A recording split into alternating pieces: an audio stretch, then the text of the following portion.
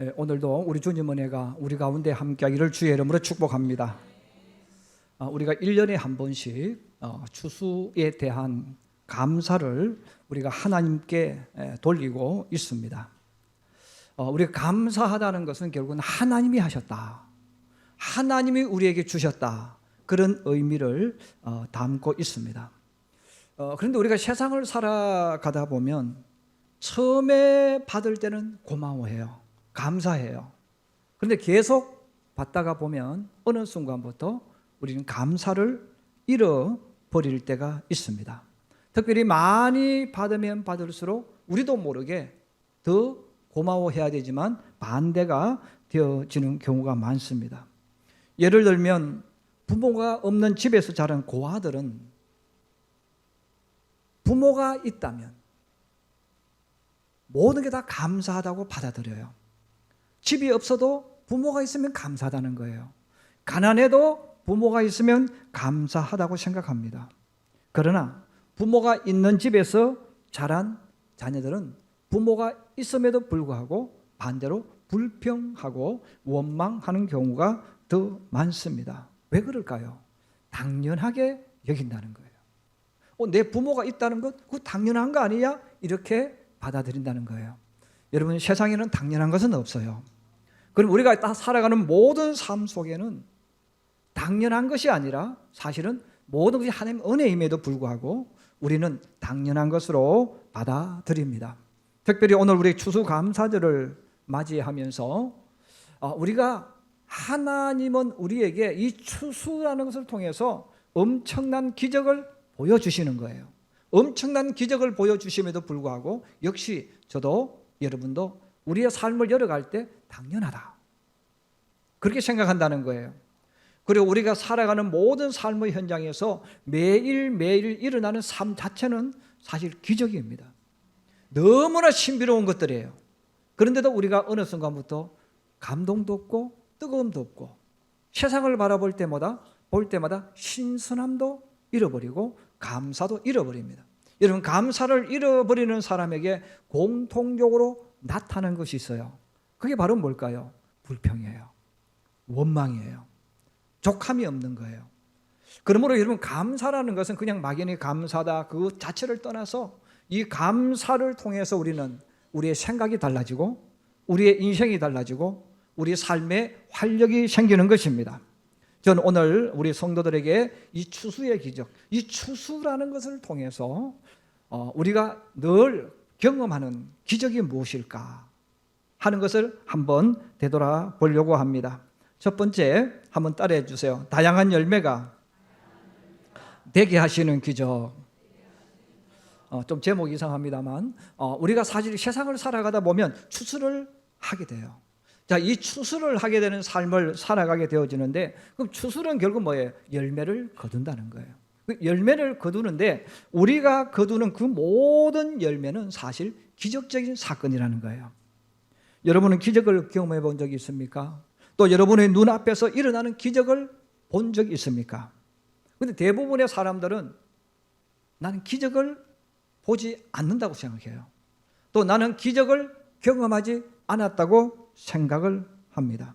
물론 어떤 것을 기적이라고 말해야 될지 다양하게 표현할 수 있을 거예요.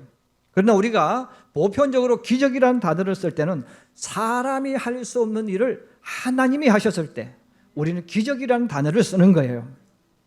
자, 그러므로 우리는 하나님이 하셔야 될 그 기적, 하나님이 일으키는 그 기적을 달마다 매일매일 보고 있지만 당연하다, 그 기적을 당연한 것으로 받아들이며 살기 때문에 우리 삶의 신비로움, 또 내 삶의 매일마다 일어나는 신비로움의 세계를 우리는 잃어버릴 때가 많습니다.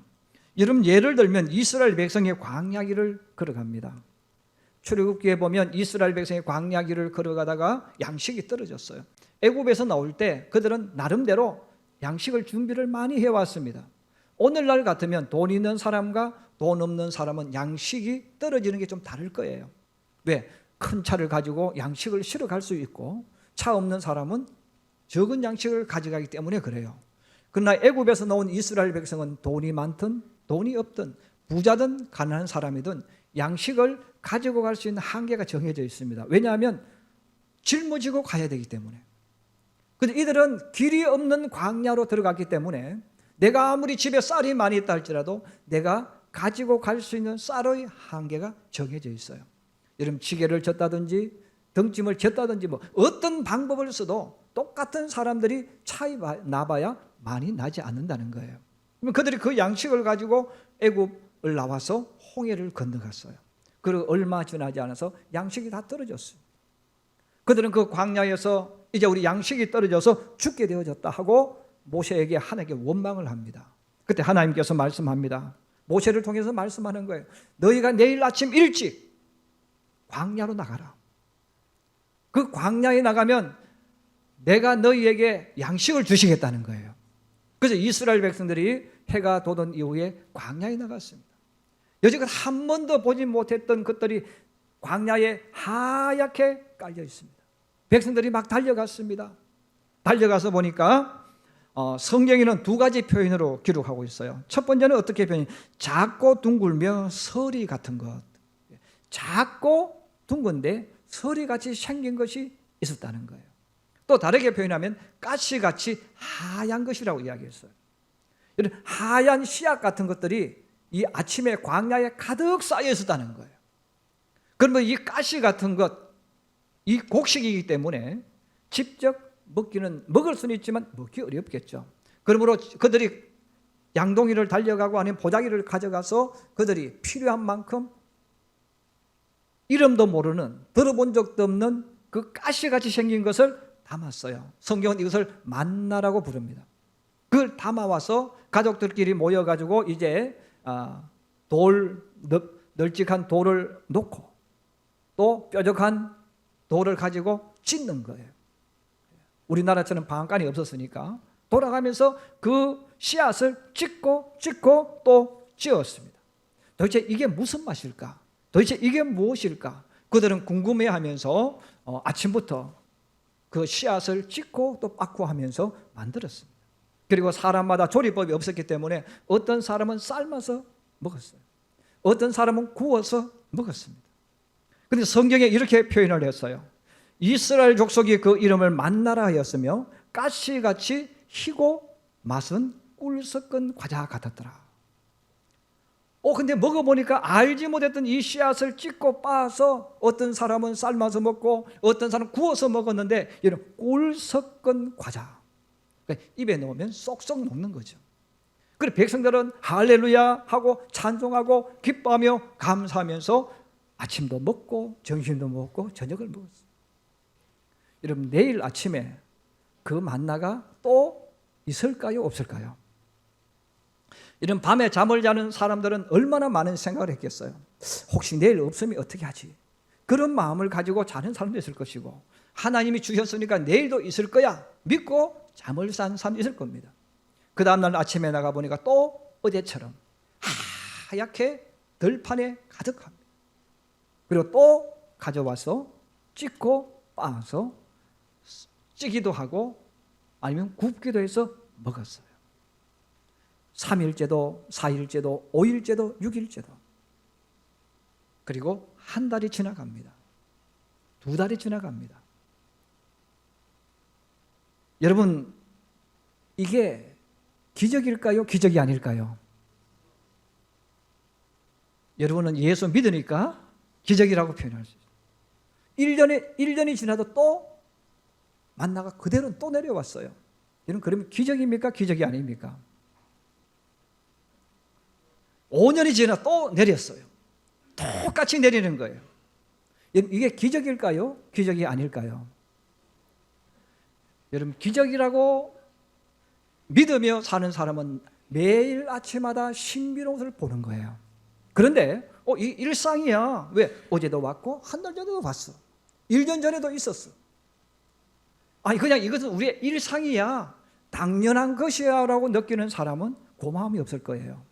감사가 없을 거예요. 성경에도 보면 이스라엘 백성들이 며칠을 먹고 나니까 갑자기 배가 불러지고 먹는 걱정이 사라졌잖아요. 그때 성경이 뭐라고 말해요? 불평하고 원망했다.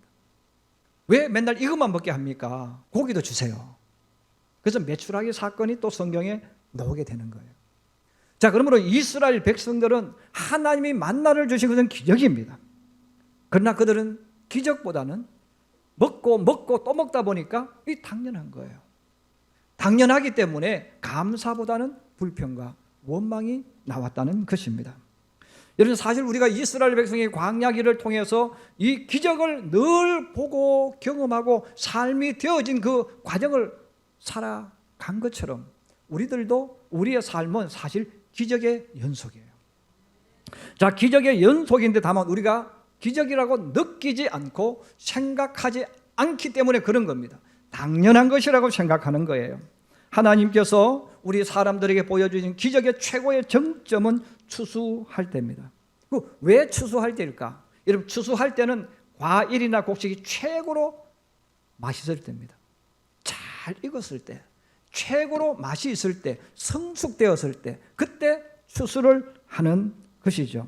그러므로 추수할 때, 추수하는 그 시기에 과일이 가장 아름답고 맛있습니다. 곡식도 가장 잘 연거로 있을 때입니다. 오늘 하나님께서 이스라엘 민족에게 이른 비와 늦은 비에 관한 말씀을 하셨어요. 우리 23절 말씀 한번 같이 다시 한번 봉독하겠습니다. 23절입니다. 시작. 시온의 자녀들아, 너희는 너희의 하나님 여호와로 말미암아 기뻐하며 즐거워할지어다. 그가 너희를 위하여 비를 내리시되 이른 비를 너희에게 적당하게 주시리니 이른 비와 늦은 비가 예전과 같을 것이라. 할렐루야. 여러분, 이른 비와 늦은 비, 이스라엘은 우리나라와 6개월이 반대로 되어 있어요. 그래서 우리나라는 1월달 이렇게 가면 이스라엘로 표현하면 7월달이 1월이 됩니다. 우리가 말하는 6월은 7월달이 되는 거예요. 그래서 농사 짓는 것도 반대입니다. 우리가 씨를 뿌리는 봄에, 봄과 여름 4, 5, 6월달 이스라엘 백성은 수확을 하는 계절입니다. 우리가 수확을 하는 가을은 이스라엘 백성은 씨를 뿌리는 거예요. 자, 그래서 오늘 성경에 보면 이른 비와 늦은 비 이렇게 단어를 하나님께서 말씀하셨어요. 그 우리나라로 표현을 하면 모내기 할 때 오는 비 있죠. 그래서 우리 많은 성도들이 우리나라 사람들이 생각할 때 모내기는 논에서 한다고 생각해요. 그런데 원래 모내기는 물이 없는 곳에서 했어요. 그런데 이제 수경농 기술이 발달하면서 논에 모를 내는 거예요. 왜? 수확이 더 많고 가뭄이 와도 이겨낼 수 있기 때문에. 그래서 우리나라에서는 지금 이제 논에 밭에서 모를 심지 않습니다. 옛날에는 밭에 심었어요. 자, 그런데 이 모를 낼 때에 물이 필요해요. 그럼 여러분 보세요. 우리나라에 비가 올 때 언제 비가 옵니까? 모내기, 모종 할 때 되면 비가 많이 와요. 그리고 또 한 번 비가 굉장히 많이 올 때가 있어요. 바로 모가 자리를 잡고 막 자랄 때 7월달, 8월달이죠. 이 7월달과 이 8월달 태풍이 오면서 굉장히 많은 비가 옵니다. 또 논에는 물을 가득 채워 넣습니다. 그것을 통해서 모가 물을 먹고 자라는 것이죠. 여러분, 하나님은 분명히 말씀하셨어요. 이른 비와 늦은 비, 이른 비는 일찍 오는 비고 늦은 비는 늦게 오는 비예요. 그런데 이른 비든 늦은 비든 똑같은 비입니다. 자, 이 똑같은 비를 우리에게 보내주셨는데 열매가 다르다는 거예요. 하나님께서 하늘에서 비를 내려주시는데 사과 나무 밭에도 비를 내려주셨어요. 똑같은 비예요. 여러분, 평택에 오는 비나 아래쪽에서 오는 비나 서울에서 오는 비는 똑같은 거예요. 자, 똑같은 비인데 그 비가 사과나무 밭에 내렸어요. 그 사과나무 밭에 내렸을 때 비가 땅속으로 스며들어갑니다. 땅속으로 물이 스며드니까 사과나무 뿌리가 그 땅속으로 서는 비를 흡수를 했어요. 그리고 흡수를 해서 몸 위로 올려 보냅니다. 올려 보내니까 싹이 나와요. 꽃이 피었어요. 그리고 시간이 지나서 보니까 빨간 사과가 만들어졌어요. 여러분, 그냥 빗물만 흡수한 것뿐이에요. 똑같은 빗물이에요. 그런데 사과나무라는 이 속에 들어갔을 때는 빨간 사과가 나타납니다. 여러분, 평택에는 배농사를 많이 짓잖아요. 이런 배밭에도 비가 내렸어요. 근데 벼밭에도 비를 똑같은 비가 내리는 거예요. 여러분, 똑같은 비가 내렸지만 배나무 뿌리가 그 물을 흡수해서 시간이 지나가서 보니까 물이 있는, 수분이 많은 배로 만들어졌다는 거예요. 어떤 포도밭에 비가 내리면 역시 거기도 똑같은 빗물인데 포도나무 뿌리가 그 물을 흡수해서 몸속으로 통과해서 위로 올라가서 시간이 지나니까 포도 열매가 맺혔습니다. 밤이 만들어집니다. 감이 만들어집니다. 우리가 과일이라고 부르는 이 모든 것들이 만들어지는 거예요. 그것만 그런 게 아니죠. 우리 나라 논에 많은 물이 내리니까 시간이 지나니까 황금알이 맺혀집니다. 그리고 그 황금알을 찧어서 내면 하얀 쌀이 만들어져요. 우리는 늘 이걸 보는 거예요. 자, 이것을 보면서 와, 정말 신비롭다. 야, 하나님이 우리들에게 기적을 보여주시고 기적 속에 살게 하시구나, 이렇게 느끼는 사람이 몇 명 될까요? 그냥 당연한 거예요. 여러분, 비가 내려서 땅 속으로 스며들고 이것을 사과나무 뿌리가 받아들이고 배나무 뿌리가 받아들이고 포도나무 뿌리가 받아들이고 여러 나무들이 받아들이고 다들여서 아름다운 열매, 독특한 색깔, 독특한 맛을 내는 모습으로 만들어지지만 누구 하나 오, 기적이야, 신비한 거야 라고 생각하지 않는다는 거예요. 왜? 늘 보니까 당연한 것으로 여긴다는 거예요. 그런데 여러분, 이것은 당연한 게 아니라는 거예요. 이러면 기적이라는 거예요. 기적인데 우리는 늘 보다 보니까 그냥 그러려니 신비로움도 못 느끼고 그 속에 있는 놀라운 것도 보지를 못하니까 우리의 삶이 삭막해지고 내 인생길이 힘든 거예요. 여러분, 그 사과를 먹으면서 와, 어떻게 하늘에서 내린 똑같은 비인데 그 비가 이렇게 사과로 만들어졌을까? 이런 포도를 먹으면서 어떻게 이런 포도가 만들어졌을까? 아침 쌀밥을 먹으면서도 하늘에서 내린 똑같은 비인데 어떻게 이런 아름다운 쌀이 만들어지고 맛있는 쌀이 만들어졌을까? 이런 그 생각을 해보면 감사하지 않을 수가 없어요. 하나님은 우리가 살아가는 모든 삶 속의 추수를 통해서 이런 기적을 계속 보게 하시는 거예요. 기적을 계속 느끼게 하시는 거예요. 그런데 우리는 당연한 것으로 여기는 거예요. 당연하게 여기는 순간부터 이런 감사가 사라져요. 당연한 것으로 느끼는 순간부터 내 속에 있는 감동이 사라지는 거예요. 오늘도 주님 앞에 나와 예배드리는 우리 성도 여러분, 우리가 추수감사절, 추수라는 이 단어를 쓰지만 다시 한번 되돌아보세요. 그리고 지나온 일을 한번 되짚어 보세요. 모든 게 신비로운 거예요. 오늘 저와 여러분이 하나님 앞에 나와 있는 것 자체도 여러분 신비로운 거예요. 저와 여러분이 건강한 것도 신비로운 거예요. 여러분, 왜 다른 사람은 여러 가지 많은 병에 걸리잖아요. 그 사람이 나쁜 짓 해서 병에 걸렸을까요? 그 사람이 우리와 다른 음식을 먹어서 그런 걸까요? 똑같은 평택에서 살고 똑같은 음식 다 먹어요. 그런데 어떤 분이 아픔이 있고 어떤 분은 고통이 있고 어떤 분은 건강한 거예요. 여러분, 이 모든 것들은 바로 하나님 주신 기적이라는 겁니다. 오늘 저와 여러분이 건강한 것도 주님이 주신 은혜이며 기적인 줄로 믿습니다. 우리가 추수감사절을 통해서 다시 한번 하나님은 나에게 늘 이 기적을 내게 주신다는 것, 내가 그 기적 속에 살아가고 있다는 것 되돌아보시면서 여러분 감사하고 또 감사하며 살아가는 성도들이 되기를 주님의 이름으로 축복합니다. 두 번째로 한번 따라해 주세요. 떨어지지 않는 기적의 솜씨. 좀 제목이 그렇죠? 떨어지지 않는 기적의 솜씨, 과연 무엇을 말하는 것일까? 예수님께서 포도나무 비유를 말씀해 주셨어요. 그 포도나무를 통해서 우리들에게 중요한 것을 몇 가지 알려주시는데 기적이 무엇일까 하는 것이죠. 또 하나는 열매 맺는 가지와 열매를 맺지 못하는 가지의 차이점, 하나님 은혜와 영광을 맛보는 성도와 맛보지 못하는 성도의 차이점을 포도나무 비유를 통해서 말씀을 합니다. 요한복음 15장 4절에 예수님 말씀합니다. 내 안에 거하라, 나도 너희 안에 거하리라. 가지가 포도나무에 붙어 있지 아니하면 스스로 열매를 맺을 수 없음 같이라고 했어요. 바로 오늘 예수님이 우리들에게 기적에 대한 한 단면을 우리에게 알려주셨는데 그게 바로 뭐냐면 가지가 포도나무에 붙어 있는 것, 이것을 이야기하시는 거예요. 포도나무 가지에게 가지가 가지는 그 기적은 다른 게 아니에요. 포도나무에 붙어 있는 거예요. 여러분, 예수 믿는 성도도 마찬가지예요. 내가 예수를 믿고 주님의 이름을 부르지만 내가 예수님 안에 있는 것, 내가 예수님을 붙잡고 있는 것, 이것은 성도에게 주신 하나님의 기적입니다. 열매 맺는 가지는 포도나무에 붙어 있는 가지라고 했어요. 열매 맺지 못하는 가지는 다른 가지가 아닙니다. 포도나무 가지에서 떨어져 나간 가지예요. 주의 은혜와 영광을 맛보는 성도는 끝까지 예수님을 붙잡는 사람, 믿음 지키는 사람입니다. 주의 은혜와 영광을 맛보지 못하는 성도는 예수님을 놓쳐버리는 사람입니다. 여러분, 사과나무와 배나무, 주변 나무를 한번 유심히 바라보시기 바랍니다. 꽃이 피고 열매가 맺는 곳은 나무 줄기가 아니라 가장 끝에 달려있는 나무 가지입니다. 여러분, 가지는 나무에서 보면 가장 먼 곳에 있어요.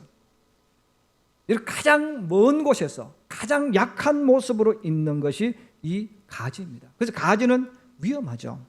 또 충격을 가장 많이 받습니다. 우리나라에도 1년에 몇 번씩 태풍이 오지 않습니까? 이런 태풍이 왔을 때 가장 많이 흔들리는 곳이 어디입니까? 끝에 있는 가지입니다. 또 우리나라에 태풍만 옵니까? 겨울은 또 얼마나 혹독하게 춥습니까? 또 겨울바람 얼마나 강하게 불어옵니까? 그것만 그런 게 아니죠. 때로는 까치와 같은 새들이 나무가지에 앉기도 해요.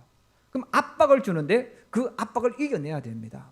그것만 있는 게 아닙니다. 때로는 열매를 맺습니다. 그럼 그 열매가 너무 무거운 거예요. 그 열매가 너무 무거워서 고개를 속이고 땅으로 푹 떨어집니다. 그래도 안 떨어져요. 우리가 사람의 손으로 이 작고 약한 가지를 한번 꺾어보면, 여러분, 나무 가지는 정말 힘이 없습니다. 우리가 힘을 한번 주면 가지는 그냥 꺾어지는 거예요. 부러지는 거예요. 그런데도 불구하고 이렇게 힘없고 나약한 그 가지가 포도나무에서 떨어지지 않는 거예요. 여러분, 기적은 다른 게 아니에요. 이 약하고 약한 가지가 비바람이 몰아쳐도, 태풍이 와도, 때로는 추운 겨울이 와도 떨어지지 않고 붙어 있는 것, 여러분, 그 자체가 기적 중에 기적이라는 거예요. 우리가 믿음 좋은 사람을 이야기할 때 성도들이 착각하는 것이 있어요. 교회에 열심히 봉사하고 또 뭐 열심히 무언가를 하는 사람, 열심히 10년 동안 열심히 무언가를 한 사람, 여러분, 그 사람이 믿음 좋은 게 아니에요. 믿음 좋은 사람은 끝까지 붙어 있는 거예요. 그래서 내가 뭐 몇 년 동안 열심히 했다, 여러분 10년 동안 열심히 하고 20년 동안 열심히 하고 시험 들고 병 들면 떨어져 나가면 그 가지는 죽은 가지, 능력이 있는 게 아니에요. 기적이 일어나는 게 아니에요. 여러분, 기적을 일으키는 가지는 붙어 있는 가지예요. 약하든 부족하든 그거 중요한 게 아닙니다. 가지에 붙어 있는 그 가지야말로, 나무에 붙어 있는 그 가지야말로 정말 능력 있는 가지고 기적을 일으키는 가지라는 거예요. 여러분, 믿음 좋은 성도도 똑같아요. 믿음 좋은 성도, 축복받는 성도는 끝까지 믿음 지키는 성도입니다. 성도가 세상을 살아갈 때 어렵고 힘든 역경과 고통스러운 현실을 만날 수 있습니다. 때로는 너무 힘들어서 죽고 싶을 때가 있어요. 여러분, 우리가 예수를 믿어도, 믿음이 좋은 분이라도 극한 상황을 만나고 어려운 일을 만나면 때로 죽고 싶다, 하나님 저를 빨리 데려가 주세요, 이런 마음이 들 때가 있는 거예요. 들지 않는다면 그 사람은 사람이 아니에요. 다 그런 아픔과 고통을 겪는 거죠. 때로는 열심히 노력해도, 내가 열심히 기도해도 끝이 보이지 않는 흑암이 내 앞에 가득 채워져서 절망이 밀려올 때도 있습니다. 때로는 아무리 노력해도 그 상황이 나빠지는 현실을 만날 수 있습니다. 그럼에도 불구하고 내가 다 잃어버렸다 할지라도 주님 바라보고 주님 붙잡고 기도의 두 손을 잡는 사람이 있다면, 여러분, 그 사람이 바로 기적을 일으키는 사람이에요. 절망 속에서도, 흑암 속에서도, 더 나빠진 상황 속에서도 주님을 붙잡는 사람은 바로 기적 속에 살아가는 사람이고 하나님이 주시는 기적을 만나게 되는 사람입니다. 우리 한번 따라해 주세요. 끝까지 남아있는 사람이 주님이 주시는 기적을 만나게 될 사람이다. 여러분, 열매 맺는 가지는 끝까지 남아있는 가지예요. 5년 동안 열심히 남아있는 가지가 중요한 게, 끝까지 남아있는 가지가, 살아있는 가지, 열매 맺는 가지, 바로 기적을 일으키는 가지입니다. 오늘 성경은 이스라엘 백성들의 힘들었던 상황을 이렇게 표현했습니다. 내가 전에 너희에게 보낸 큰 군대 곧 메뚜기와 너치와 황충과 팥종이가 먹었다 이렇게 이야기했어요. 여러분, 메뚜기, 너치, 황충, 팥종이는 비슷한 종류인데 이들은 엄청 먹는 곤충들입니다. 몸집에 대해서 굉장히 많은 것을 먹습니다. 내가 열심히 일했는데 이들이 와서 먹어버리는 거죠. 한 마리가 먹는 게 아니잖아요. 때를 지어 와서 먹어버려요. 내가 아무리 노력하고 내가 아무리 열심히 해도 계속 먹어버리니까 내 삶은 더 힘들어져요. 더 어려워지는 거예요. 여러분, 하나님을 믿으면 잘 되어져야 돼요. 근데 하나님을 믿는 우리도 이 세상에 태풍을 만나는 거예요. 기근을 만나고 어려움을 만나는 거예요. 자, 이런 어려움들을 만났을 때 이스라엘 백성은 그런 힘들고 어려운 상황 속에서 하나님을 붙잡았다는 거예요. 하나님을 꼭 붙잡고 하나님 보며 걸어갔다는 거예요. 자, 그랬을 때 하나님께서 그들에게 바로 26절에 약속을 해주셨어요. 우리 26절 말씀 다시 한번 보십시다. 26절입니다. 시작. 너희는 먹되 풍족히 먹고 너희에게 놀라운 일을 행하신 너희 하나님 여호와의 이름을 찬송할 것이라. 내 백성이 영원히 수치를 당하지 아니하리로다. 할렐루야. 하나님께서 그들에게도 말씀합니다. 너희에게 놀라운 일을 행하겠다. 놀라운 일은 기적입니다. 하나님이 너희에게 기적을 일으켜 주시겠다는 거예요. 여러분, 열매를 맺는 그 나무 가지는 작은 가지라고 말씀드렸어요. 근데 그 작은 가지가 여러분 열매를 맺는 것 자체가 기적 아닙니까? 태풍이 오고 흔들고 흔들어도 그 열매를 달고 힘들지만 끝까지 붙잡고 걸어가고 있는 그 열매 가지, 이런 그 가지가 기적을 만드는 가지 아니겠어요? 성도도 똑같다는 거예요. 여러분, 그래서 성도는 뭐 화려하게 뭐 나 하나님 잘 믿는 것처럼 이야기하는 그 사람이 진짜 사람이 아니에요. 어떤 상황이 와도 힘들어도 어려움이 와도 여러분 주님 붙잡고 주님 보고 걸어가는 그 가지, 그 신앙인, 바로 그 신앙인은 하나님은 그를 통해 놀라운 일을 행하실 줄로 믿습니다. 우리가 추수를 맞이하면서 여러분 작은 가지를 하나 다시 한번 생각해 보면서 그 작은 가지에서 열매가 나오잖아요. 그 작은 가지가 붙어 있잖아요. 이게 기적이라는 거예요. 우리가 이것을 다시 한번 되돌아보면서 올 한 해를 걸어오신 여러분들의 뒷모습을 한번 보시기 바랍니다. 여러분 가운데서도 정말 올 한 해가 힘들었을 성도가 있어요. 너무너무 힘든 성도가 있어요. 여러분, 그럼에도 불구하고 가지처럼 끝까지 붙어 있기를 바랍니다. 끝까지 주님 보고 주님 붙잡고 걸어가기를 바랍니다. 만약에 올 한 해에 모든 것이 잘 이루어졌다면 이런 감사하고 또 감사하면서 모든 영광을 주께 영광 돌릴 뿐 아니라 하나님이 계속해서 나를 축복하도록 만들면서 믿음의 길을 걸어가고 달려가는 저와 여러분 되기를 주님의 이름으로 축복합니다.